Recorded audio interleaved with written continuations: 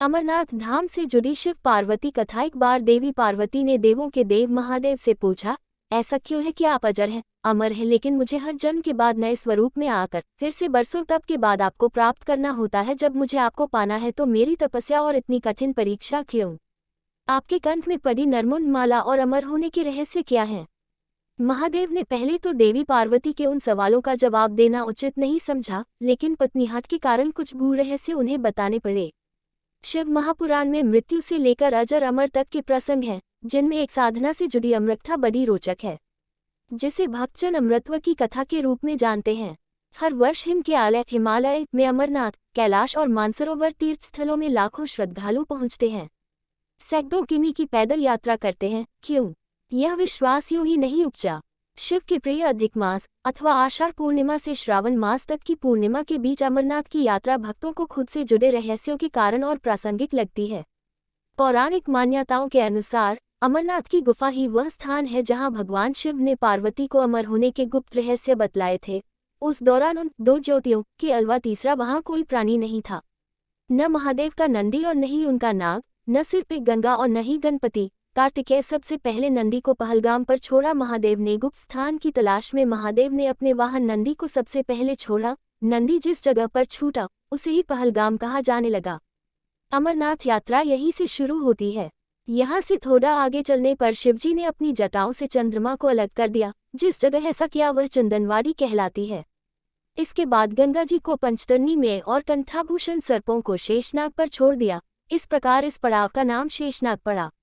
अगले पड़ाव पर गणेश छूटे। अमरनाथ यात्रा में पहलगाम के बाद अगला पड़ाव है गणेश टॉप। मान्यता है कि इसी स्थान पर महादेव ने पुत्र गणेश को छोड़ा। इस जगह को महागुना का पर्वत भी कहते हैं। इसके बाद महादेव ने जहां पिस्सू नामक कीड़े को त्यागा वह जगह पिस्सू घाटी है और शुरू हुई शिव पार्वती की कथा। इस प्रकार महादेव ने अपने पीछे जीवनदायिनी पांचों तत्वों को स्वन्य से अलग किया। इसके पश्चात पार्वती संग एक गुफा में महादेव ने प्रवेश किया। तीसरा प्राणी यानी कोई व्यक्ति, पशु या पक्षी गुफा के अंदर घुस कथा को न सुन सके, इसलिए उन्होंने चारों ओर अग्नि प्रज्वलित कर दी। फिर महादेव ने जीवन के गूढ़ रहस्य की कथा शुरू कर दी।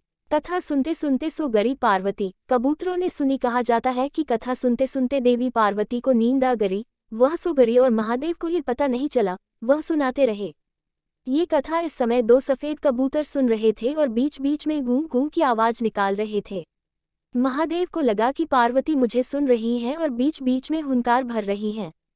चूंकि वैसे भी भोले अपने में मग्न थे तो सुनाने के अलावा ध्यान कबूतरों पर नहीं गया।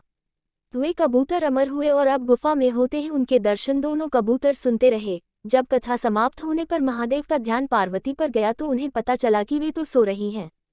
तो कथा सुन कौन रहा था? उनकी दृष्टि तब दो कबूतरों पर पड़ी तो महादेव को क्रोध आ गया। वही कबूतर का जोड़ा उनकी शरण में आ गया और बोला, भगवान, हमने आपसे अमृतकथा सुनी है। यदि आप हमें मार देंगे तो ये कथा झूठी हो जाएगी, हमें पद प्रदान करें। इस पर महादेव ने उन्हें वर दिया कि तुम सदैव इस स्थान पर शिव व पार्वती के प्रतीक चिन्ह में निवास करोगे। अंततः कबूतर का ये जोड़ा अमर हो गया और यह गुफा अमृतकथा की साक्षी हो गई। इस तरह इस स्थान का नाम अमरनाथ पड़ा। मान्यता है कि आज इन दो कबूतरों के दर्शन भक्तों को होते हैं। अमरनाथ गुफा में ये भी प्रकृति का ही चमत्कार है कि शिव की पूजा वाले विशेष दिनों में बर्फ के शिवलिंग अपना आकार ले लेते हैं। यहाँ मौजूद शिवलिंग किसी आश्चर्य से कम नहीं है। पवित्र गुफा में एक और मां पार्वती और श्री गणेश के भी अलग से बर्फ से निर्मित प्रतिरूपों के भी दर्शन किए जा सकते हैं।